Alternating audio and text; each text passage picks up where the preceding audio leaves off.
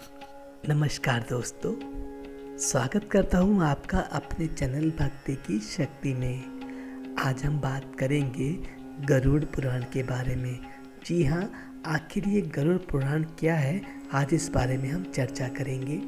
तो नाम लेकर कहानी शुरू करते हैं। जय श्री राम, जय श्री राम, जय श्री राम। शास्त्रों में बताया गया है कि जिस किसी ने भी जन्म लिया है वो एक ना एक दिन मृत्यु को अवश्य ही प्राप्त होता है। ऐसे में हमारे हिंदू धर्म में मृत्यु के बाद की कुछ परंपराएं ऐसी होती हैं जिनका पालन मृतक के परिवार वालों को अनिवार्य रूप से करना होता है। इन्हीं परंपराओं में से एक होता है जब किसी की मृत्यु होती है, जब मृतक के घर पर नियमित गरुड़ पुराण का पाठ करवाना चाहिए। लेकिन प्रश्न यह उठता है कि आखिर यह गरुड़ पुराण क्या है, गरुड़ पुराण में क्या लिखा है।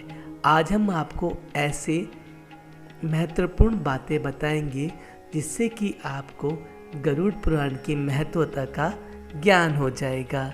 साथ ही आपको गरुड़ पुराण में पढ़ने के नियम भी बताएंगे जिनका पालन प्रत्येक जीवित व्यक्ति को बड़ी ही सहजता के साथ करना चाहिए, ताकि जीवन में आने वाले समस्त प्रकार की कठिनाइयों का सामना बड़ी ही सहजता के साथ किया जा सके और अंत में सुख और वैभव की प्राप्ति हो सके। गरुड़ पुराण में बताया गया है कि जिस किसी की भी मृत्यु होती है उसकी आत्मा लगभग 13 दिनों तक उसी घर में निवास करती है, जब तक कि पगड़ी की रस्म पूरी ना हो जाए। ऐसी स्थिति में यदि घर में गरुड़ पुराण का नियमित पाठ किया जाता है तो इसके श्रवण मात्र से ही आत्मा को शांति तथा मोक्ष की प्राप्ति संभव हो जाती है।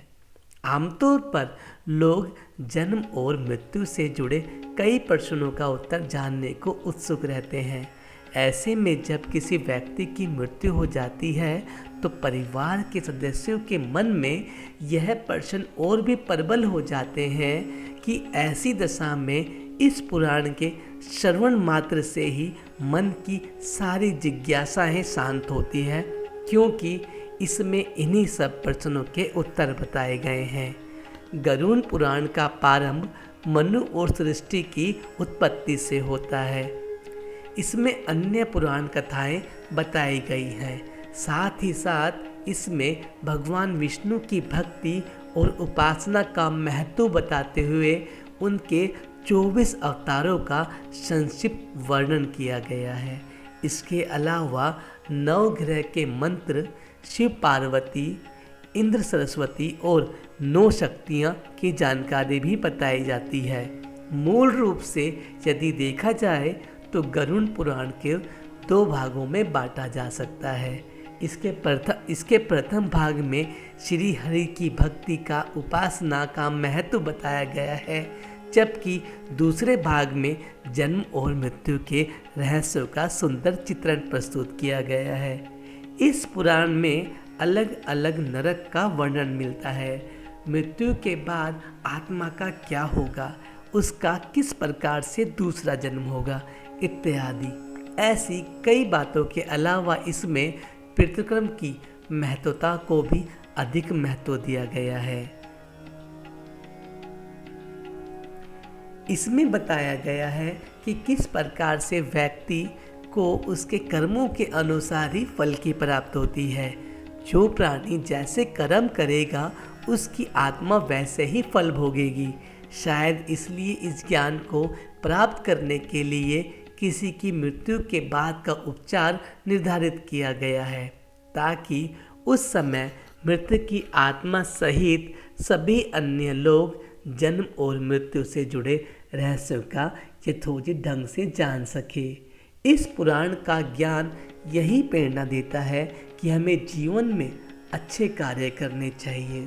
हम सभी जानते हैं कि जो जैसा करता है वो वैसा ही भरता है। यही सृष्टि का नियम है और यही बात इस पुराण में भी की गई है। यदि संक्षिप्त में कहा जाए तो गरुड़ पुराण में बताए गए रहस्य को समझने के बाद मृतक की आत्मा सहित परिवार वालों को दुख सहने की भी शक्ति मिलती है और वे जीवन में आगे बढ़ने के लिए प्रेरित होते हैं।